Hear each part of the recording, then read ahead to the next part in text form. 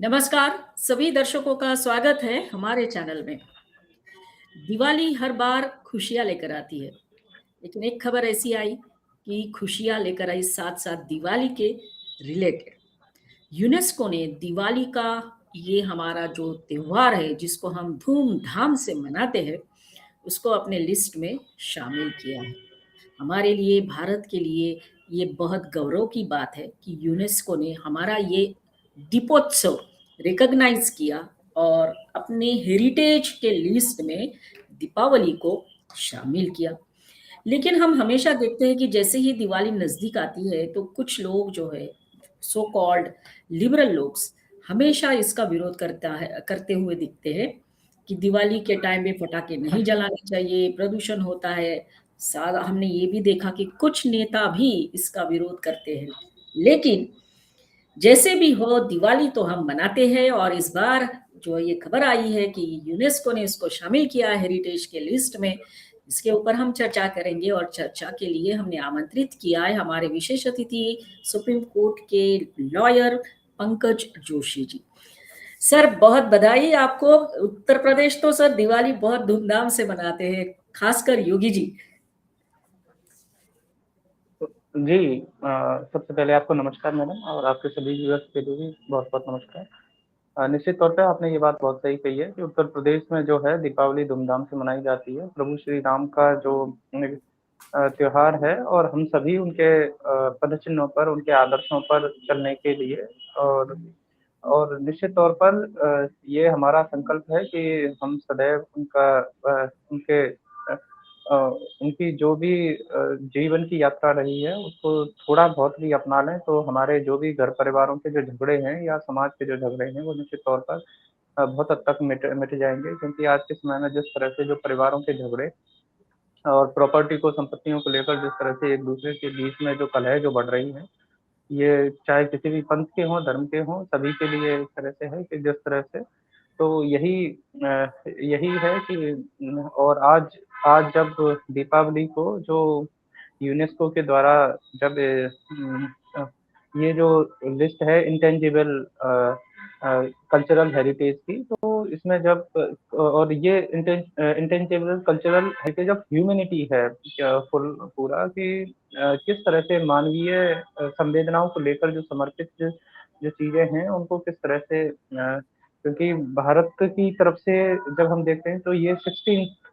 इस तरह का एक वो है कि जिनको अपनाया गया है, और इससे दीपावली का जो पर्व और त्योहार है वो वर्ल्ड के लेवल पर, विश्व पटल पर एक निश्चित तौर पर अपनी जो पहचान है उससे और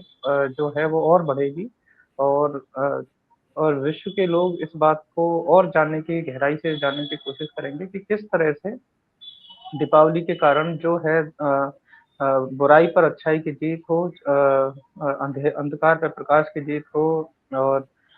अधर्म पर धर्म की जीत हो। तो ये सारी चीजें जो दीपावली का जो संदेश समाज के बीच में सभी वर्गों को जाता है, तो निश्चित तौर पे ये आगे जो है इसका और प्रभाव जो है वो भारतीय सभ्यता का, भारत के विचार का और बढ़ेगा। और इसके लिए प्रधानमंत्री जी नरेंद्र मोदी जी ने बहुत वेलकम किया है कि यूनेस्को ने जो रिकॉग्निशन किया है दीपावली के लिए, कि किस तरह से इंडिया का जो कल्चर और इथोस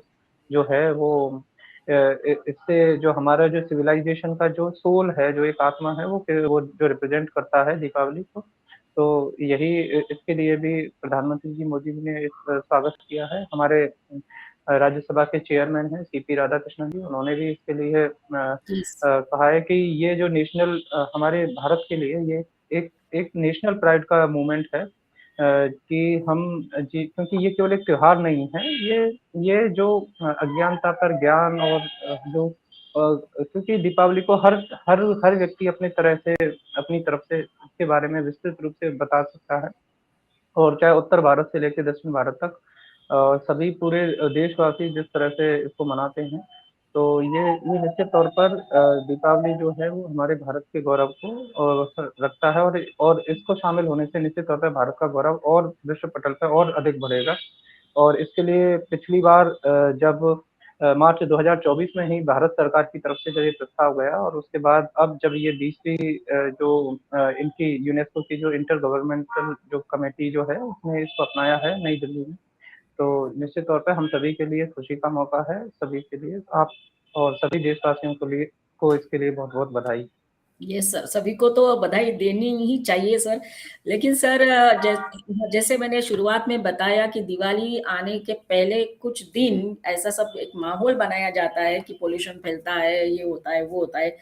और दिल्ली में तो सर पटाखों के ऊपर बैन भी लगा दिया गया था। तो ये जो लोग हैं, अब ये क्या कहेंगे सर? क्योंकि अब ये तो यूनेस्को ने भी इसको रिकॉग्नाइज कर लिया है।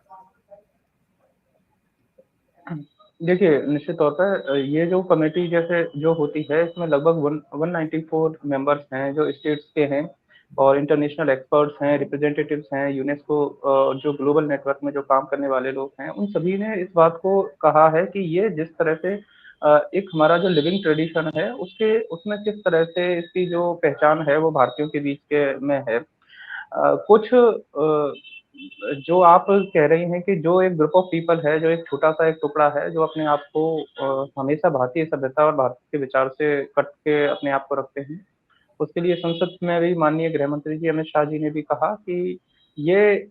इस तरह से जो कम्युनिस्ट लोगों का या वामपंथी लोगों का जो एक विचार रहता है, जो हमेशा भारत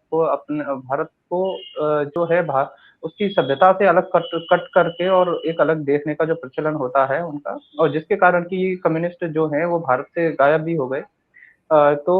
वो कुछ भी कह सकते हैं, उन्हें दीपावली में उन्होंने तो दीप प्रज्वलन के लिए भी मना किया हुआ है, चाहे दीपावली का दीपक हो, उसको भी वो वेस्टेज ऑफ ऑयल मानते हैं और चाहे हाल-फिलहाल में चाहे तमिलनाडु में भी जो हाई कोर्ट के जज के अगेंस्ट वो केवल इसी बात पे कि वो दीप प्रज्वलन के लिए उन्होंने जो है कहा है।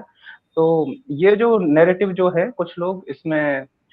जो भारत के विचार से अपने आप को अलग रख के चलते हैं कि दीपक ना जलाया जाए, इससे प्रदूषण होता है। तो इनकी जो विपरीत मानसिकता है, इसी बात को लेकर जो है लेकिन भारत का जो युवा, महिला और भारत का जो सामान्य वर्ग जो भी है भारत के ग्रामीण हैं, परिवेश के किसान हैं, वो सभी इस बात को अच्छी तरह से जानते हैं कि भारत का जो विचार है, वो सभी के लिए खुशियाँ देने देने का है। अब ये अपनी जो भी राजनीतिक इनका जो मानसिक प्रदूषण जो है, उसको चाहे ये अपना मिटा लें, तो वो ज़्यादा अच्छा रहेगा और निश्चित तौर पे इनका जो जो भी जो कुछ भी थोड़ा बहुत इनकी जो चूँकि भारत में एक कोई मोदी सरकार के द्वारा इस तरह की कोई इमरजेंसी तो लगाई नहीं गई है, सभी को प्लेटफ़ॉर्म मिलता है, अपनी बात कहने का हक मिलता है। तो इसके कारण ये अपनी बातें रख पाते हैं, कह पाते हैं, लेकिन वो कहीं न कहीं वो लोगों को दिग्भ्रमित ही ये अपनी विचारधारा को फैला के कहते रहते हैं। इसके लिए यस। तो इसके लिए तो यही है कि ज़्यादा से ज़्यादा जो भी पॉज़िटिव लोग हैं, वो अपनी बात रखेंगे तो इनका इनका एक तरह से जो कन्फ्यूज़न है या लोगों के बीच में भ्रम फैलाने का जो प्रयत्न है, वो कम रहेगा। यही यही बात आगे कही जा सकती है। ये सर, अब बात करते हैं सर अयोध्या की। जब से राम मंदिर बना है, तब से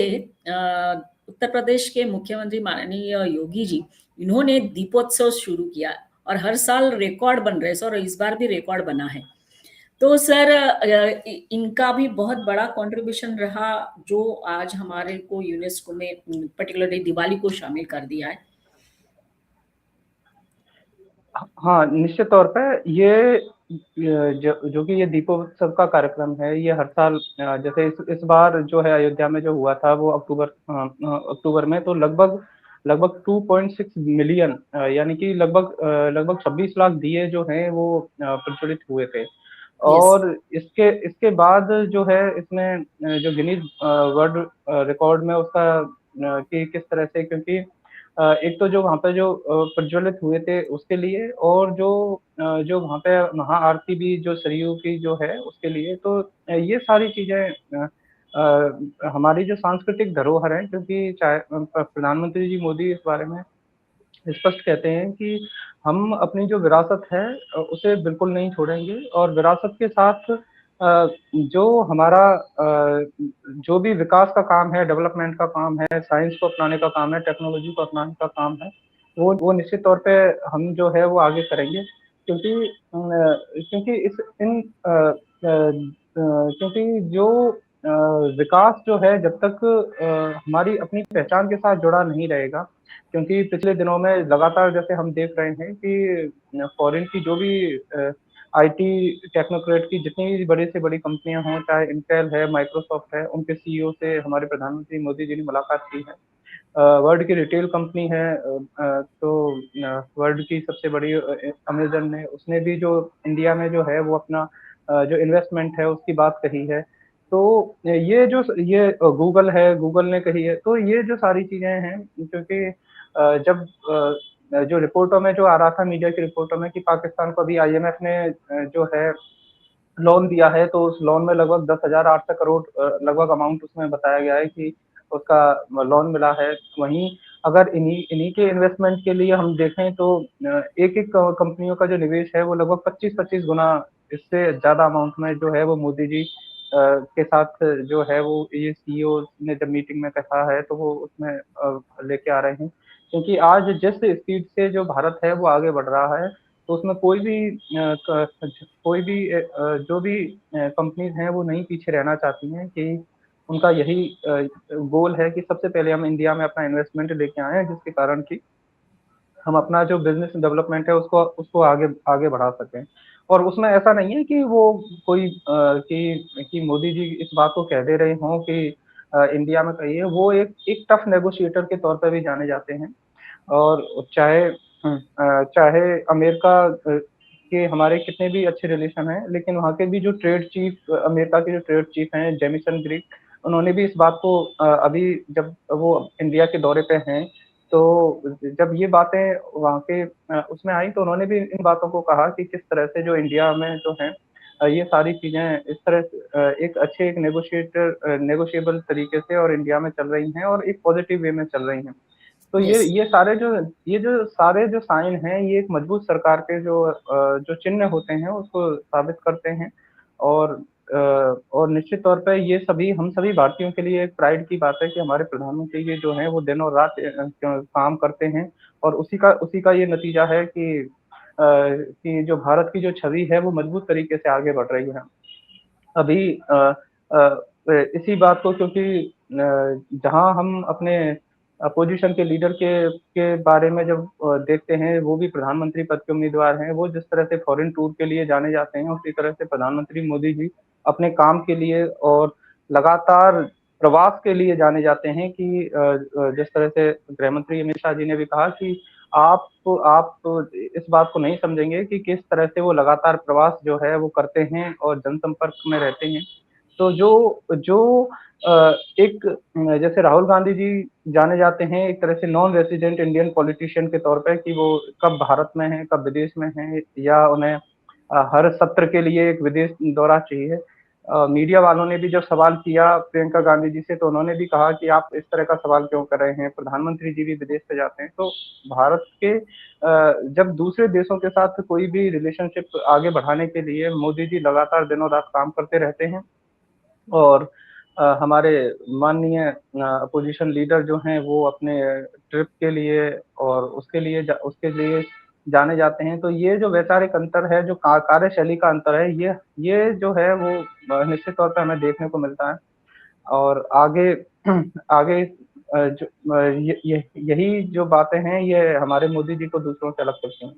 यस सर। साथ-साथ सर योगी जी भी हैं, आप मोदी जी की बात करें तो योगी जी की भी बात होती है। तो जहाँ तक दीपोत्सव का प्रश्न है सर, हम आपने जैसे बताया कि विकास और विरासत दोनों साथ चल रहे हैं।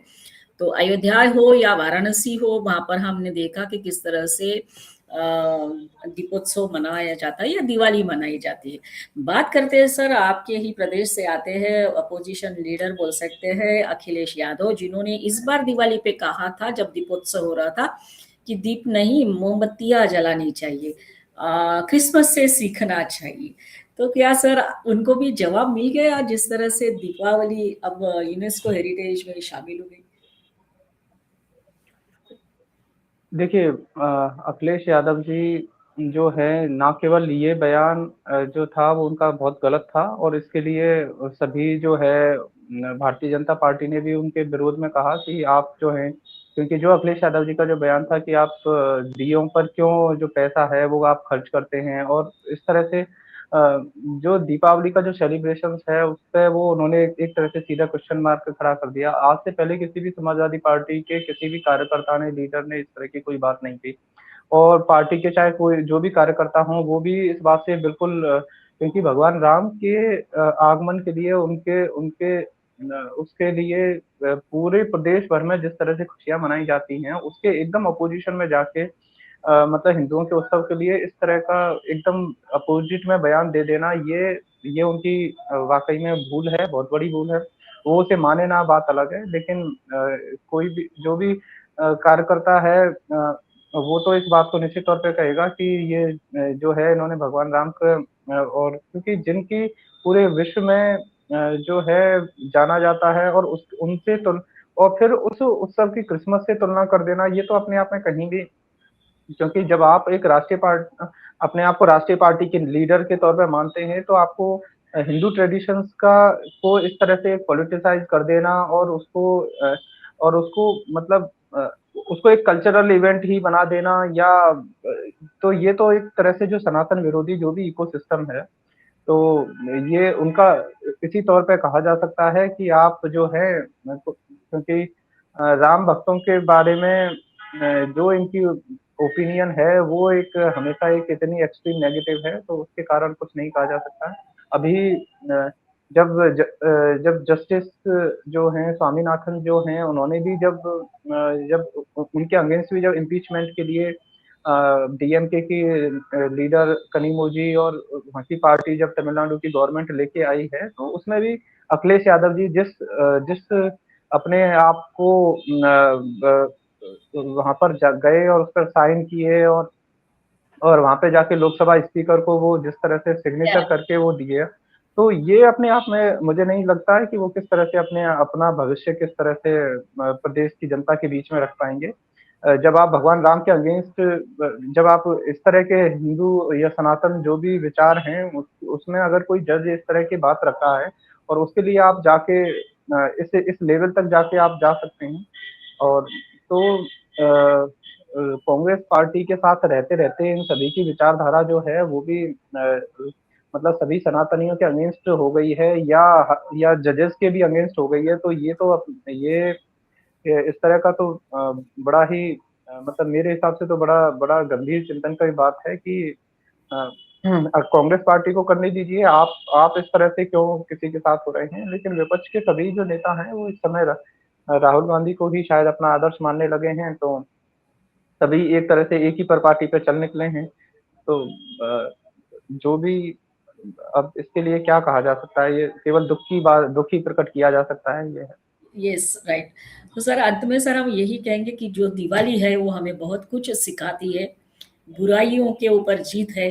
Towards knowledge, towards light.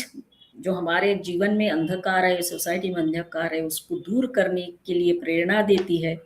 साथ साथ सर ये भी है कि दिवाली से हमारी इकोनॉमी भी जुड़ी हुई है, कि जिस तरह से हम लोग खरीदी करते हैं, मार्केट में जाते हैं, मार्केट में कितना सारा अवेलेबल होता है, तो एक इकोनॉमी भी इसके साथ जुड़ी है सर। लाखों करोड़ों रुपयों का बिजनेस दिवाली के दौरान होता है, और इसीलिए ये दिवाली हमारे लिए एक विरासत है, कल्चरल एक ऐसा मोमेंट होता है सबके लिए, जहाँ सब हम एंजॉय भी करते हैं, ग्रैटिट्यूड रखते हैं, एक दूसरे के साथ मिलते हैं, जुलते हैं। लेकिन कुछ लोग उसको नहीं समझते और फिर विवाद करते हुए वो सुप्रीम कोर्ट तक चले जाते हैं, नो डाउट। तो सर वंस अगेन हम सभी दर्शकों को कहेंगे इस बार दिवाली और भी ज्यादा धूमधाम से मनाएंगे, क्योंकि अब ये तो यूनेस्को में हो गई शामिल। और आशा है कि अयोध्या में योगी जी और भी एक रिकॉर्ड बनाएंगे जब दीपोत्सव होगा। धन्यवाद सर, आप ज्वाइन हुए हमारे साथ, और दिवाली के ऊपर चर्चा हुई। दिवाली हेरिटेज, कल्चरल हेरिटेज में शामिल हो गई है। सभी दर्शकों को कहेंगे कि आप ये वीडियो जरूर देखिए, लाइक करिए, कमेंट करिए, शेयर करिए, और हमारे चैनल को सब्सक्राइब करिए। जी, धन्यवाद। नि वंदे मातरम। जी, जी, निश्चित तौर पर इसमें एक बात और ऐड करना चाहूँगा कि जो इस बार 25 लाख दीपक का जो उत्तर प्रदेश सरकार ने कहा, वो इस बार माननीय जो पर्यटन और कल्चरल मिनिस्टर हमारे जयवीर सिंह जी हैं, उन्होंने इस बार इसको बढ़ाते हुए जो एम 30 लाख का रखा है और निश्चित तौर पे अगली बार हम इसको और धूमधाम से उत्तर प्रदेश सरकार इसको मनाएगी और फिर से वर्ल्ड रिकॉर्ड जो नया है वो फिर से स्थापित होगा। बिल्कुल और सर। हम सभी जो भी राम हमारे आदर्श हैं, राम को मानने वाले सभी लोग हैं, इसे और धूमधाम से मनाएँगे। और जो राम मंदिर का आंदोलन है, जिन लोगों की आस्था नहीं है, वो इस बात को मैं नहीं जानता कि वो कभी समझ भी पाएँगे कि एक संवेदना क्या होती है, भावना क्या होती है। यस। और अंत में यही आपने मुझे समय दिया, इसके लिए आपका भी बहुत-बहुत धन्यवाद। जय हिंद, वंदे मातरम। Yes, thank you sir.